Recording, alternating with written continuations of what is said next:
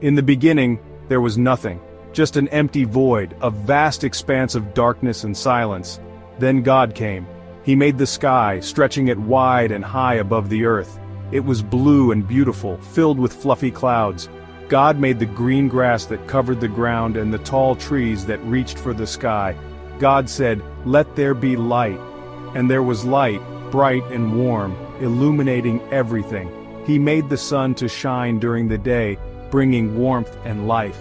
And for the night, He created the moon and stars to twinkle and guide. God created the animals too.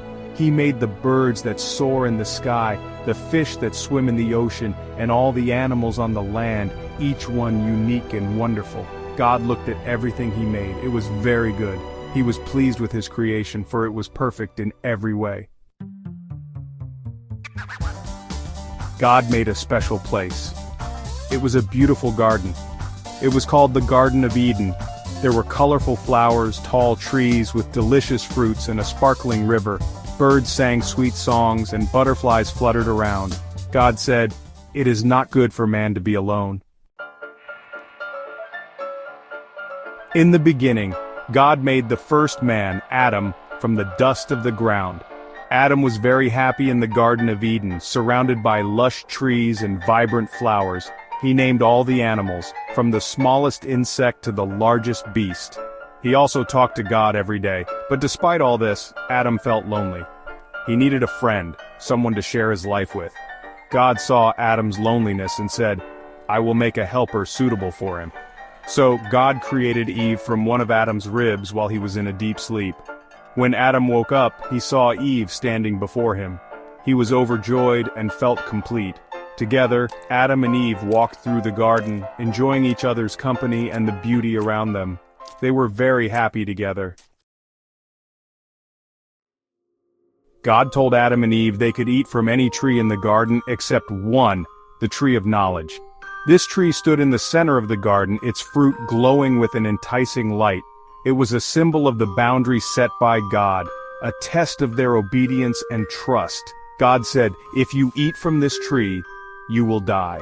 His voice was firm yet filled with love, a warning meant to protect them from the consequences of disobedience. One day, a serpent came to Eve.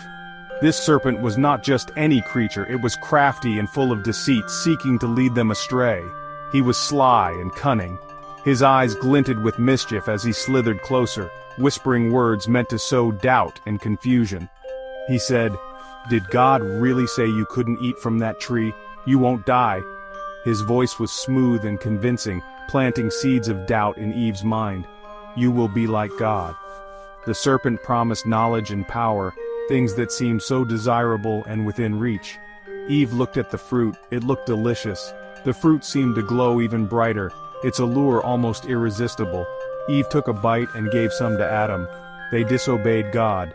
In that moment the world around them seemed to shift, the weight of their choice settling heavily on their shoulders. At that moment, they felt different.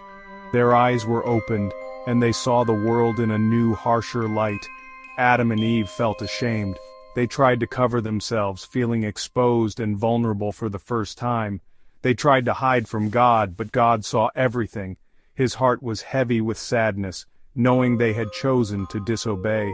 God was sad they disobeyed Him. He had given them everything they needed, yet they had chosen to listen to the serpent. He asked them to leave the Garden of Eden. It was a painful but necessary consequence of their actions. Adam and Eve were sad, but they learned from their mistake. They understood the gravity of their choice and the importance of obedience. They knew that choices have consequences. This lesson would stay with them forever, shaping their future decisions. Adam and Eve went out into the world. It was a new beginning, filled with challenges and opportunities to grow. They were starting a new life. They built a home, learned to work the land, and began to understand the value of hard work and perseverance. They learned that it's important to listen to God and to always choose to do what is right, even when it's hard. This wisdom would guide them and their descendants for generations to come.